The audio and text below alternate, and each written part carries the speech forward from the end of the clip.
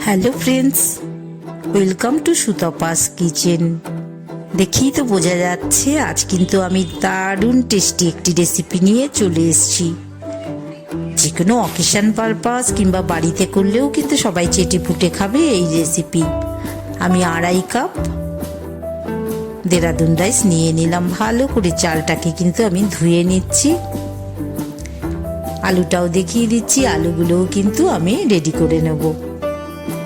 বেশ বড় সাইজের চিংড়িগুলো আমি পরিষ্কার করে রেডি করে নিয়েছি। 1 চামচ লবণ, 1/2 চামচ হলুদ দিয়ে ভালো করে মাখিয়ে নিচ্ছি। 1/2 চামচ কাশ্মীরি লাল লঙ্কার গুঁড়োও দিলাম, কিছুটা পেঁয়াজ বাটা দিলাম, কিছুটা রসুন বাটা দিলাম, কিছুটা আদা বাটা দিলাম। সবই কিন্তু আমি 1 থেকে 1/2 চামচ দিলাম। 1 চামচ মতন তেল দিয়ে দিলাম। এই যে ভালো করে চিংড়িটা ম্যারিনেট করা, এটা কিন্তু এই রেসিপির একটা বিরাট বড় দিক। তোমরা ভালো করে দেখে রাখো, এইভাবেই করবে। 2 চামচ মতন আমি কিন্তু 4 মগজ নিয়ে নিলাম। বেশ 10-12টা কাজু বাদামও নিলাম। আর 2 চামচ মতন আমি এখানে পোস্তদানা নিয়ে নিলাম। আমি কিন্তু দেখো প্রথমে জল মেশাইনি, একটু সুন্দর করে ক্রাশ করে নিয়েছি, তারপর একটু জল দিয়ে কিন্তু আমি মিশিয়ে নিলাম। এই যে দেখো কতগুলো নারকোল দেখিয়ে দিচ্ছি, নারকোলগুলোও কিন্তু আমি সুন্দর করে পেস্ট করে নিয়েছি। আমার সমস্ত উপকরণগুলো কিন্তু আমি রেডি করে নিলাম। এই যে নারকোলটা কিছুটা সেপারেট করে দিচ্ছি, এই কিছুটা কিন্তু আমি এমনি ব্যবহার করব, বাকিটা কিন্তু নারকোলের দুধ হিসেবে পরে ব্যবহার করব। তেল দিয়ে দিলাম কড়াইতে।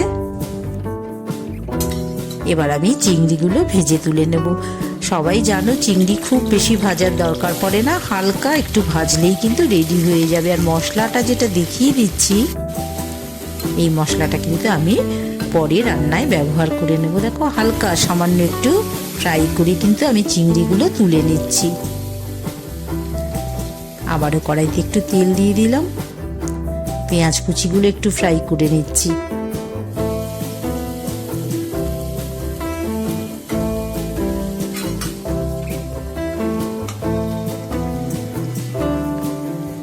পেঁয়াজটা যেই ভাজা ভাজা হয়ে আসবে তখন কিন্তু আমি অন্য মশলাগুলো মেশাবো। আমি এক্ষেত্রে রাইসটা যেটা করছি প্রেশার কুকারে করে নিচ্ছি, জলটাও আমি ঝরিয়ে নেব। তোমরা একইভাবে রাইসটা যে যেভাবে করো হাঁড়িতে বা ডেচকিতে করে নেবে। আর প্রেশার কুকারে আমি যতটা চাল নেব ঠিক তার ডবল আমি জল দিয়ে করে নেব, তারপর কিন্তু জলটা ঝরিয়ে নেব। এবার দেখো 2 চামচ মতন কিন্তু আমি পেঁয়াজ বাটা, 1/2 চামচ রসুন বাটা, 1/2 চামচ আদা বাটা, 4টে কাঁচা লঙ্কা, সমস্ত যেগুলো বাটা করে রেখেছিলাম সেই বাটাগুলো কিন্তু মিশিয়ে দিলাম। আর চিংড়ির যে গ্রেভির সাথে মানে চিংড়িটা যখন ম্যারিনেট করেছিলাম তার যেই উপকরণগুলো পড়ে রইল সেগুলোও কিন্তু মিশিয়ে দিলাম। 1/2 চামচ কিন্তু আমি লাল লঙ্কার গুঁড়ো আর 1/2 চামচ কাশ্মীরি লাল লঙ্কার গুঁড়ো দিলাম, 1/2 চামচ হলুদ গুঁড়োও দিলাম। আর একটু দেখো এই যে 1/2 চামচ ধনে গুঁড়ো দিলাম। মশলাগুলো দিয়ে কিন্তু একটু কষিয়ে নেব জল দিয়ে।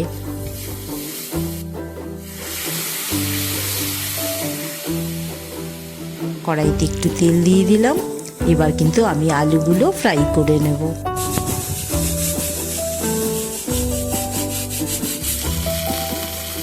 তোমরা ইচ্ছে করলে কিন্তু আলুগুলো যদি বড় সাইজের হয় বয়েলডও করে নিতে পারো। এই তেলের মধ্যেই কিন্তু আমি একটু হলুদ মিশিয়ে দিলাম। দেখো তেলের মধ্যেই আমি একটু লঙ্কার গুঁড়ো, এটা কিন্তু কাশ্মীরি লাল লঙ্কার গুঁড়ো, তেলের মধ্যেও একটু দিলাম, আলুর মধ্যেও একটু দিয়ে কিন্তু আমি ফ্রাই করে নিচ্ছি।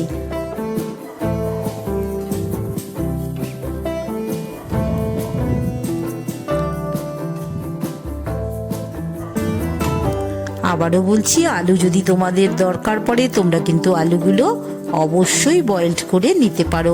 মশলা কিন্তু আমার কষে এসছে। আমি কিন্তু প্রথমে একটু পেঁয়াজ কুচি দিয়েছিলাম, তারপর কিন্তু সমস্ত বাটা মশলা দিলাম। এবার যেটা দেখিয়ে দিয়েছিলাম কোকোনাট পেস্ট মানে নারকোলের যে পেস্টটা আমি তুলে রেখেছিলাম সেই পেস্টটা কিন্তু প্রথমে আমি মিশিয়ে দিলাম।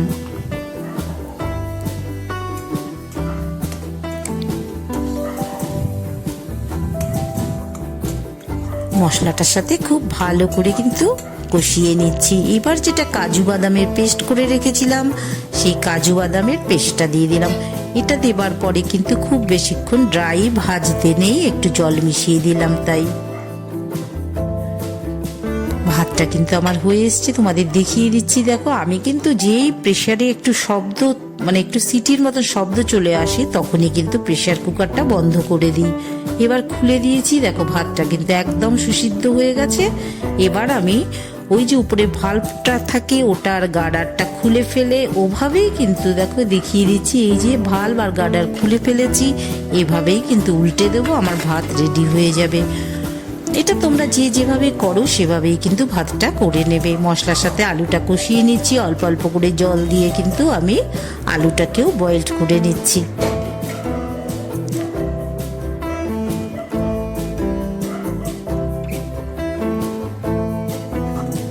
এবার কিন্তু নারকোলের যেটা দুধ হিসেবে আমি রেখে দিয়েছিলাম, ওই যে নারকোল পেস্ট ওটার থেকে একটু দুধ বের করে নিয়েছি চেপে চেপে, সেই নারকোলের দুধটা কিন্তু আমি শেষে কিন্তু দিয়ে দিলাম।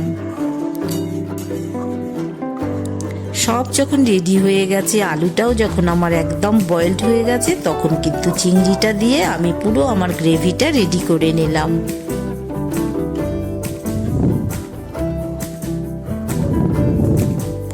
একটু জল দিয়ে দিচ্ছি। আমি কিন্তু ভাতের সাথে এটা মেশাবো, ফলে একদম শুকনো থাকলে কিন্তু রেসিপিটা মোটেও ভালো লাগবে না। যেভাবে আমি গ্রেভি করে নিচ্ছি তোমরা দেখে রাখো, এভাবেই কিন্তু গ্রেভি করে সুন্দর করে তৈরি করে নিতে হবে। একদম সামান্য একটু চিনি মিশিয়ে দিলাম, হাফ চামচের মতন চিনি মিশিয়ে দিলাম। তুলে দেখিয়ে দিচ্ছি, দেখো সব কিন্তু আমার রেডি হয়ে গেছে। আর একটু কিন্তু আমি গ্রেভি রেখেছি যাতে ভাতের সাথে যাতে খুব সুন্দর রেসিপিটা রেডি হয়ে যায়। আলুটাও দেখিয়ে দিচ্ছি, দেখো আলুটা কিন্তু দেখো আমার একদম বয়েলড হয়ে গেছে। এইভাবে তোমরা যদি মিডিয়াম আঁচে যদি রান্নাটা করো, রান্নাটা ভীষণ সুন্দর হবে আর খেতেও কিন্তু অবশ্যই সুস্বাদু হবে। ভাতটা দেখো আমার কিন্তু ভাতটা রেডি হয়ে গেছে। আমি 1-2 চামচের মতন লবণ মিশিয়ে নিচ্ছি শুরুতেই ভাতটার মধ্যে।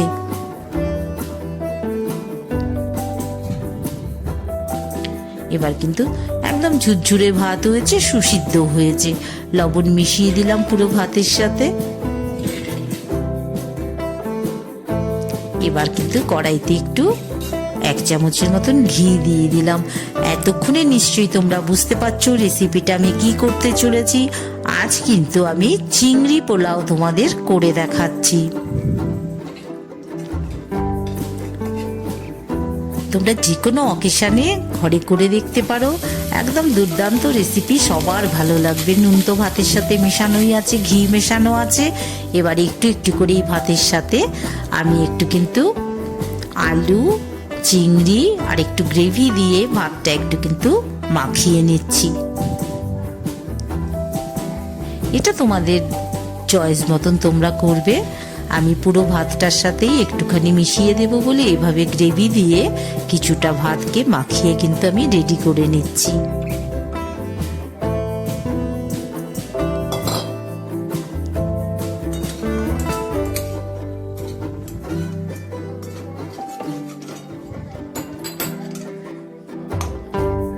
আবার একটু ভাত ছড়িয়ে দিলাম। এবার আমি একটু ফুড কালার মিশিয়ে দিলাম। এটা কিন্তু অপশনাল, অলরেডি সুন্দর কালার চলে এসছে। এই ফুড কালারটা না মেশালেও কিছু হতো না, কিন্তু আরও একটু যাতে অ্যাট্রাকটিভ হয় সেই জন্য একটু সামান্য একটু ফুড কালার মিশিয়ে দিলাম। এই ভাতটা কিন্তু আমি রেডি করে নিলাম। প্রতিটা লেয়ার যখন ভাতটা করবে অল্প অল্প করে এই ভাতটা মিশিয়ে দিলে দেখতেও সুন্দর হবে, খেতে তো অবশ্যই সুস্বাদু হবে। দেখো একটা লেয়ার রেডি করে নিয়েছি, সামান্য একটু ফুড কালার মিশিয়ে দিলাম। উপর থেকে যেই ভাতটা রেডি করে নিয়েছিলাম সেই ভাতটা একটু একটু করে মিশিয়ে দেবো আমি।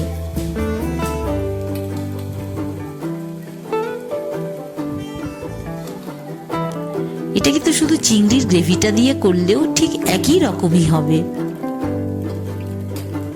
এবার উপর থেকে চিংড়ি, আলু আর একটু একটু করে গ্রেভি কিন্তু মিশিয়ে দিচ্ছি।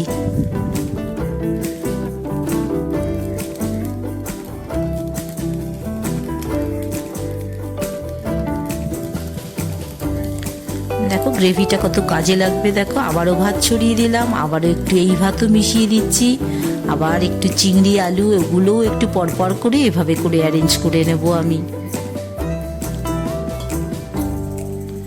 ভাতটা কিন্তু আমার 80% হয়ে গেছে।